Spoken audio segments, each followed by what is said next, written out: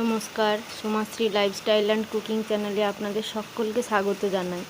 আশা করি আপনারা সকলে ভালো আছেন। চলে এসেছি নতুন একটি রান্নার ভিডিও নিয়ে। ভিডিওটি প্রথম থেকে শেষ পর্যন্ত দেখতে থাকুন, অবশ্যই ভালো লাগবে। যেহেতু খুব গরম পড়েছে, তাই গরমের সবজি হিসেবে এখন পাওয়া যাচ্ছে পটল, ঢ্যাঁড়স, ঝিঙে, কুঁদলি, এইসব সবজিগুলো। আজকে আমি আপনাদের রান্না করে দেখাবো ঢ্যাঁড়স আলুর তরকারি।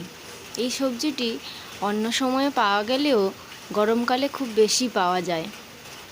ঢ্যাঁড়স আলুর তরকারির জন্য আমি প্রথমে ঢ্যাঁড়স আলুটা ধুয়ে কেটে নিয়েছি। তারপরে একটা পাত্র বসিয়ে দিয়েছি, তাতে সামান্য পরিমাণ তেল দিয়ে দিয়েছি।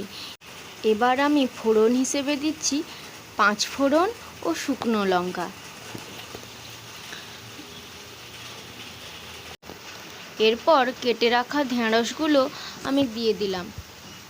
এবার হালকা নাড়াচাড়া করে আমি ঢাকা দিয়ে দেব। এতে দিয়ে দিচ্ছি আমি লবণ, হলুদ গুঁড়ো।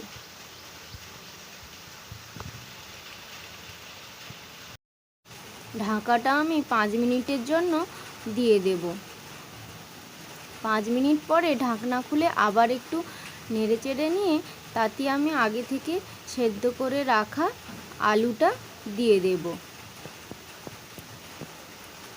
এবার আবারও একটু আমি নেড়ে নিচ্ছি। এবার আমি দিয়ে দিচ্ছি টমেটো। খুব সামান্য পরিমাণে আমি এখানে টমেটো দিচ্ছি। জিরের গুঁড়ো, লঙ্কার গুঁড়ো আপনারা যদি চান তাহলে দিতে পারেন। আমি এই রান্নায় 5টা মতো গোটা কাজু আমি নিয়েছিলাম। 5টা গোটা কাজু বেটে রেখেছিলাম। সেই বেটে রাখা মিশ্রণটা আমি এখন দিয়ে দিচ্ছি। দিয়ে ভালো করে একটু নেড়ে নিয়ে তাতে আমি সামান্য পরিমাণে জল দিয়ে দেব।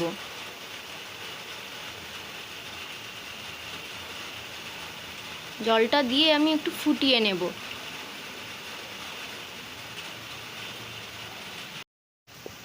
তিন মিনিট মতো ফোটালেই খাওয়ার জন্য তৈরি ঢ্যাঁড়স আলুর তরকারি।